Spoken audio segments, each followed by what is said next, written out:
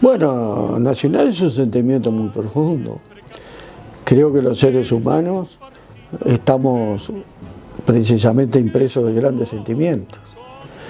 Desde el punto de vista racional, que se supone que somos, todo nuestro razonamiento está impregnado previamente de un sentimiento que exteriorizamos. Por más que tengamos razonamiento para explicar nuestra adhesión a una causa determinada, y con ello resalto que Nacional es una causa, siempre se siente. Después empezamos a analizar los distintos elementos que nos ayudan a conformar ese sentimiento, a justificarlo y a razonarlo.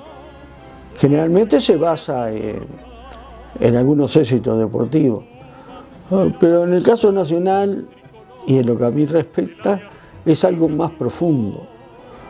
Es el convencimiento de que Nacional fue el cuadro que divulgó al fútbol en el mundo.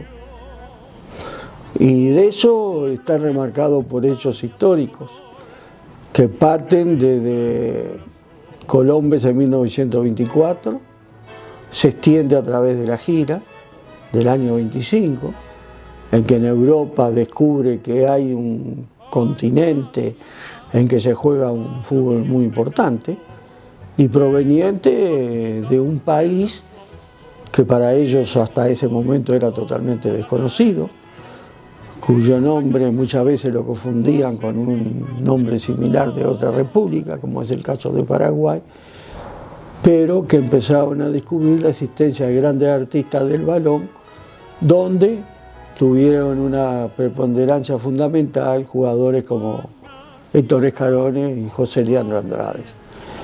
Así que Nacional es un sentimiento y es a la vez un convencimiento.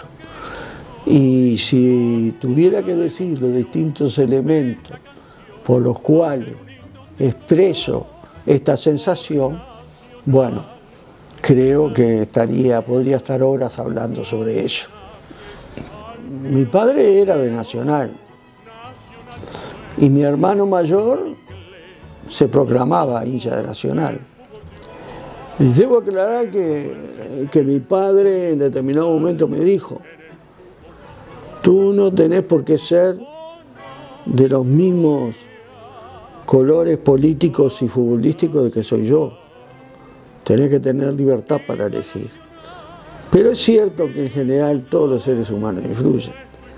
Mi padre pretendió no influir debido a una filosofía muy especial que tenía él, donde se basaba fundamentalmente en la voluntad humana con su autodeterminación.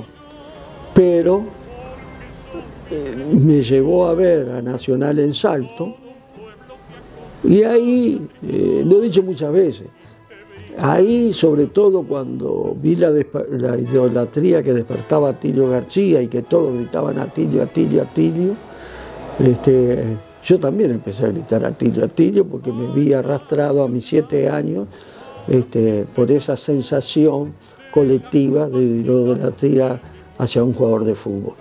Poco tiempo después vinimos a Montevideo, había un partido por la Copa del Atlántico, jugaba Nacional con River Plate. Resalto que en River Plate estaba en la presencia nada menos que de José Manuel Moreno y de Alfredo Di Stéfano, lo que no era poca cosa, por cierto. Y en Nacional estaban Paz, Walter Gómez. No jugó Atilio ese partido, jugó Medina, pero gana Nacional 5-4. Volví del estadio contento por el triunfo y sabedor de que era hincha de Nacional. Por Nacional este tango nació como homenaje. Me remontaría al 13 de septiembre de 1903, que es un hecho sin parangón en la historia del fútbol del mundo, que un solo cuadro representa a todo un país. Y fue el primer triunfo sobre nuestros hermanos argentinos, porque ya era naciente una rivalidad. Y fue en Buenos Aires, y con jugadores muy jóvenes, y con jugadores criollos, ante un equipo conformado, si bien eran argentinos, pero eran hijos de ingleses.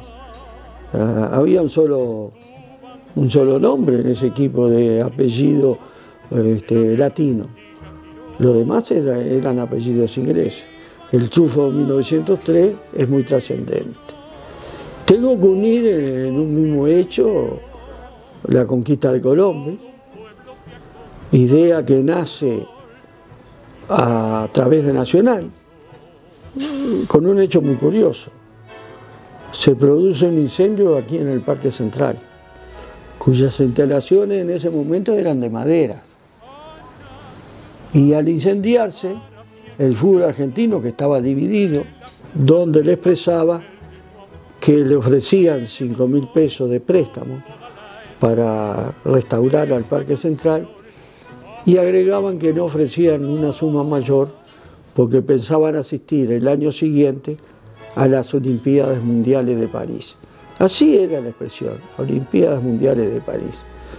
Eso despertó la curiosidad de Nacional, y Numa Pesquera, que era presidente, mantuvo contactos con Aldo Cantoni, que era presidente de la Asociación Argentina. Lo curioso es que a partir de ahí surge la idea, en medio encima del fútbol uruguayo, de participar en las Olimpiadas de Colombia. Para ello era muy trascendente afiliarse a la FIFA, cosa que se logra a través de una misión que se encarga por intermedio del ministro de Relaciones Exteriores, que era Pedro Manini Río, quien se lo solicita al encargado de negocios en los Países Bajos, el doctor Enrique Buero, que es quien participa del Congreso en París y logra la afiliación de la FIFA. Comunica que se necesitaban logros deportivos. Y entonces Atilio Narancio, con gran ahínco, empieza a hacer las gestiones pertinentes para que el campeonato sudamericano se realice en el año 1923 aquí en el Parque Central, y les promete a los jugadores que si salen campeones irían a las Olimpiadas Mundiales de París. Y al año siguiente, en base a la mayoría de los jugadores, Nacional hace una gira por el viejo continente, que son anunciados como los campeones del mundo.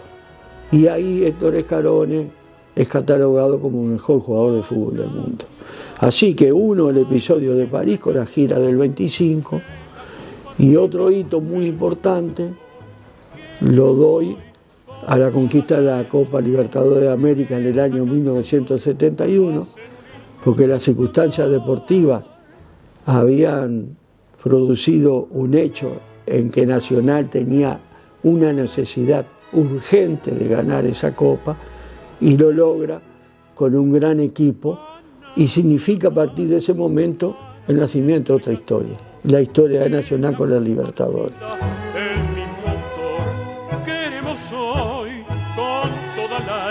Yo creo que hay muchos jugadores representativos. Hay 5 o 6 por puestos a lo largo de la historia, que es más fácil resumirlo hasta el año 1970 y pico, porque después la migración incesante hacia Europa ha determinado que no haya estabilidad. Antes no había tampoco cambio, entonces es mucho más fácil recordarse los equipos del 40, el 50, el 60, que acordarnos de equipos de hace 3 o 4 años, porque los jugadores van cambiando. Además hubo circunstancias en que los campeonatos se dividieron de mitad de año a mitad de año, lo cual hace aún más difícil identificar.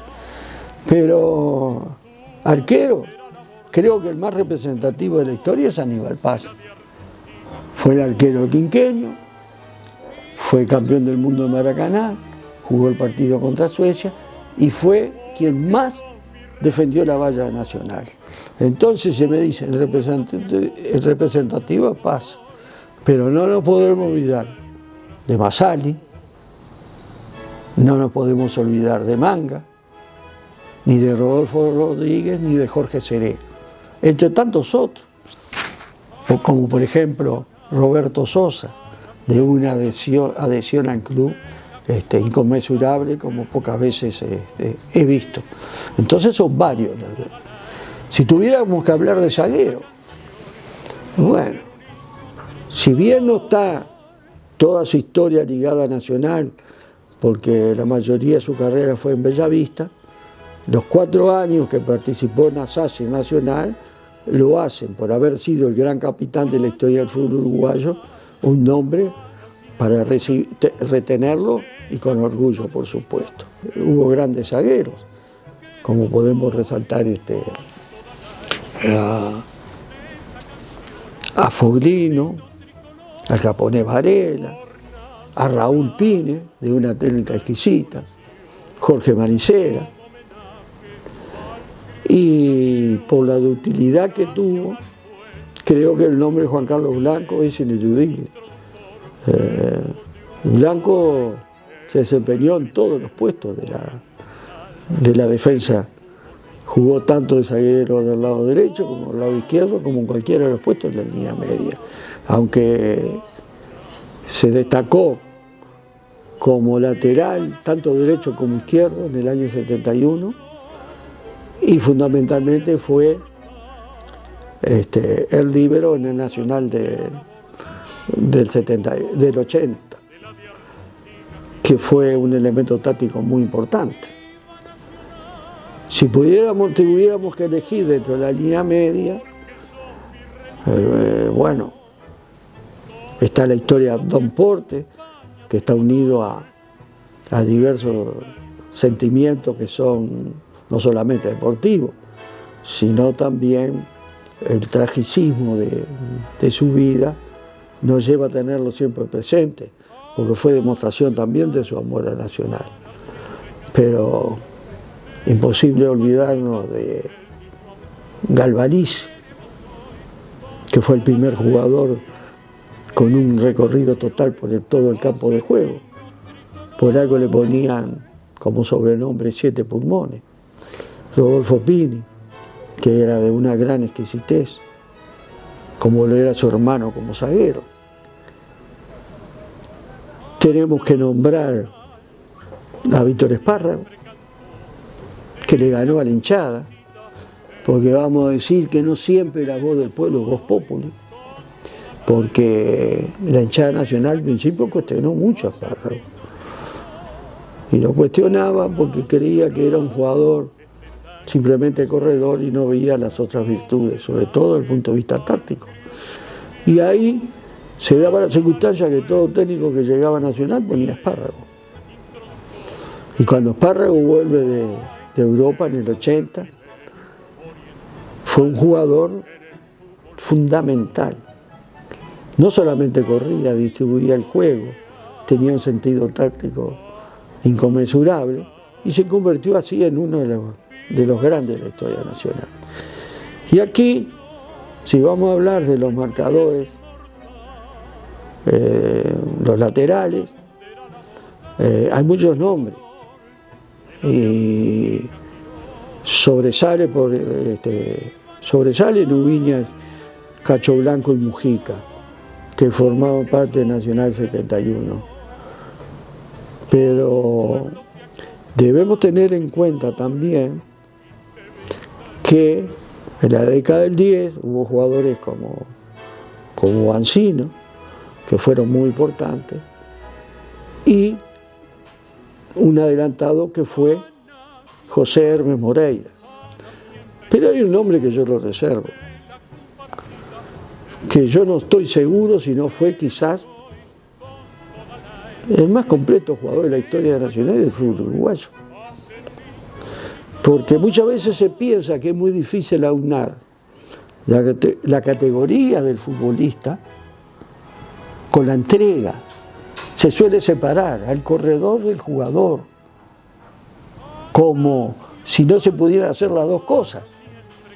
Y yo me atrevo a decir que en el fútbol del mundo difícilmente haya un jugador que tuviera la exquisitez técnica de Alfredo Di Stéfano, que haya corrido tanto la cancha como Alfredo Di Stéfano. Pero acá tuvimos un defensa que hacía algo similar, que se llamaba Juber Gambetta. Gambetta fue un jugador excepcional, porque no solamente jugaban en cualquier puesto de la defensa cuando lo requería, se destacó firmemente los dos laterales, comenzando por el sector izquierdo y después por el sector derecho, que fue donde triunfó Maracaná. Pero también fue zaguero, jugando en esa posición, complementando la saga con Santa María, que es otro nombre que tenía que haber dicho con los zagueros, complementando con Santa María una saga excepcional. Gambetta fue un jugador que incluso jugaba muchas veces de delantero y participó en una cantidad de goles muy importante para Nacional. Algunas veces convertido como marcador, pero otras veces en su puesto de entreala izquierdo. Y después vienen los delanteros. Bueno, ahí tenemos una playa de nombres que serían, yo diría que interminables. Pero si tenemos que hablar de los punteros, bueno, surge desde luego el nombre de Urdinarán, La Braga, Luis Ernesto Castro, hasta acercarnos después a jugadores como Vica. Tuvo su pasaje breve al Zamendi, pero fue sin ninguna duda un gran puntero. Y hemos llegado también a jugadores que están dotados de esa característica de ser muy grandes punteros, pero que no tuvieron a su vez el tiempo suficiente como para plasmar el Nacional. Y por eso concluyo diciendo que ahora tenemos la gran esperanza en Villalba, que agrega a sus condiciones una velocidad que es un factor muy importante, no solo en el fútbol de hoy, sino en el fútbol de todos los tiempos. Y si ya que vamos a hablar de jugador muy veloz, podemos recordar entonces a Domingo Pérez, que era de una velocidad excepcional. Y agreguemos también, porque empieza a surgir el nombre, a Pepito Rusmendi, a Alberto Vica. Vica también era un jugador muy veloz y además realizador. Estoy seguro que dejo alguno, pero estamos hablando de una reseña. En la punta izquierda tenemos nombres representativos a través de las distintas épocas. Pascual Soma, autor inclusive en el campeonato del 23 cuando salimos campeones en el segundo gol contra Argentina, que ganamos 2-0 esa final, que fue el antecedente que seguimos para inscribirnos en los Juegos Olímpicos. Después llega Viviano Zapirain. Ahí empiezan los punteros que se caracterizaban por el tiro muy potente, porque Viviano Zapirain tenía un tiro potentísimo. Juan Ramón Orlandi, que también poseía un tiro muy potente. Y ahora que hemos mencionado a Cascarilla tenía un excelente tiro, y por otro lado la gran virtud de tirar con poco ángulo y sin embargo la pelota llegaba hacia el arco. El Cascarilla Morales es el tercer goleador en la historia nacional. A Atilio en primer lugar, a Carón en segundo lugar y tercero Cascarilla. Cuarto viene Artime. También es cierto que Artime jugó menos cantidad de partidos que los otros jugadores a que hemos hecho referencia. Para mí podíamos formar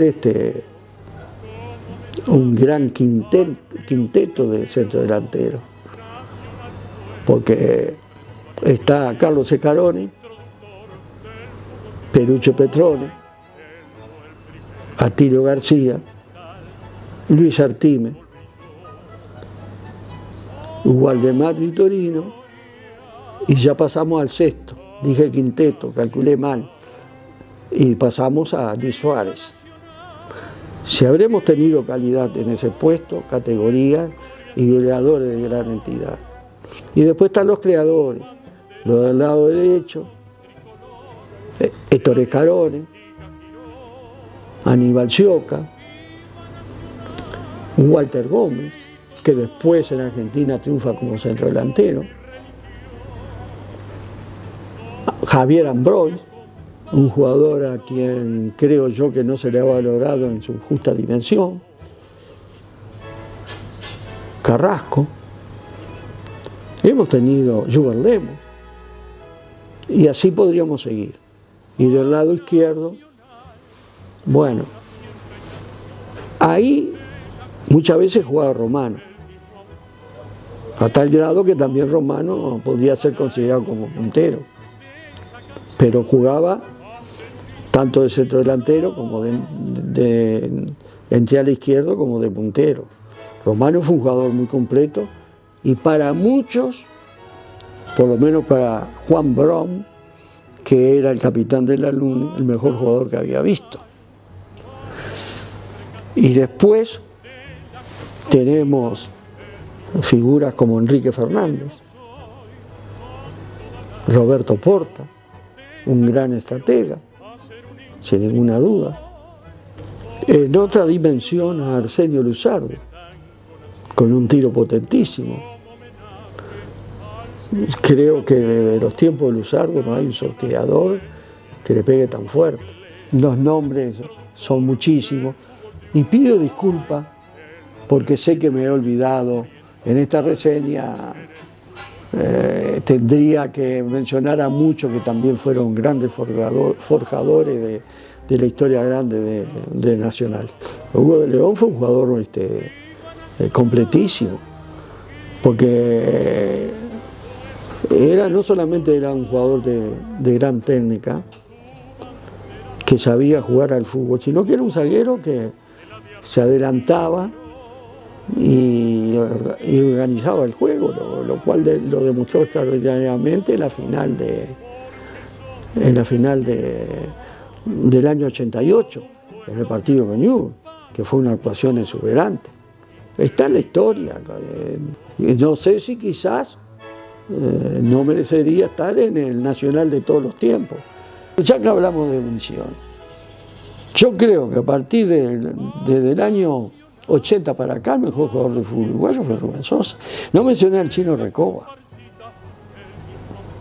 Se habré cometido omisiones. Con las omisiones podría ser un equipo tan grande, quizás que como el que podría formar con todos los que nombré. Posiblemente elegiría el de Tokio en el año 88. Y eso que el de 71 fue una gran alegría, un desahogo muy grande, pero era esperable el triunfo. El del 80, que se jugó en el 11 de febrero del 81, fue una gran alegría porque yo era delegado nacional en ese momento. Había visto algunos de los partidos en el exterior y formaba parte de la directiva presidida por Dante Yocco. Pero el del 88 tuvo un sabor muy especial, porque en ese momento el rival era muy grande, era un equipo de grandes figuras internacionales. No nos olvidamos que no solamente jugaba Coman, que también tenían a Romario, aparte de grandes zagueros y un gran golero. Pero el del 88 tuvo para mí un sabor muy especial, en primer lugar porque las posibilidades eran inferiores a las del rival. Y en segundo lugar, y primordialmente, porque ahí alcanzamos el tercer título mundial y nos transformamos hasta el día de hoy, junto con Boca y San Pablo, que lo lograrían después, en uno de los 4 equipos que tienen esos lauros. Estuvo la actuación de Seré, estuvo la actuación de Hugo de León, estuvo un gran partido de Juber Lemos, a mi manera de ver, y todo el equipo respondió. Todo el equipo respondió en una superación especial. Y aquí está otra omisión que no me la perdono, la de Santiago Ostolaza. Aparte se trata de un ser excepcional, de una modestia que conmueve. Hay una referencia, a mí me dijo una vez Ostolaza, Santiago Ostolaza, dice: en el fútbol de hoy con constancia se llega. Dice: yo soy el mejor ejemplo de ello. A mí me costaba hasta hacer los abdominales, pero yo sabía que era fuerte quitando y que era fuerte en las dos áreas. Entonces, jugaba en los lugares donde yo podía potenciar mi juego. Pero cuando quitaba una pelota, miraba hacia la derecha a ver si estaba Juber y se la pasaba a Juber. Si no estaba, miraba hacia la izquierda y buscaba a William Castro, al Pato Castro. No estaba ninguno de los dos, miraba hacia atrás y se la daba a Hugo de León. Que jugaran los que sabían. Yo me dedicaba a lo mío.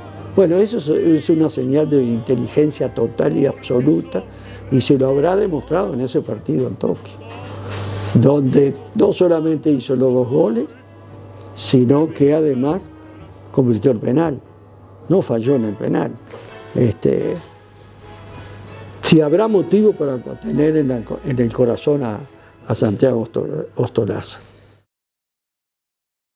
Bueno, al hincha de Nacional le voy a decir que es la exteriorización del club. Si Nacional se mantiene vigente en el tiempo, es precisamente porque existen los seres que recogen la bandera para transmitirla de generación en generación. El hincha a veces se equivoca, a veces desborda de pasión y puede cometer exceso, pero eso lo hace porque lo exterioriza, porque esa pasión es una llama que tiene encendida, que nunca se ha de apagar. Y mientras esa llama exista, Nacional seguirá existiendo. Y ya la historia permite decir que Nacional será eterno. Muy feliz cumpleaños, Nacional, decano del fútbol uruguayo y forjador de la gloria celeste.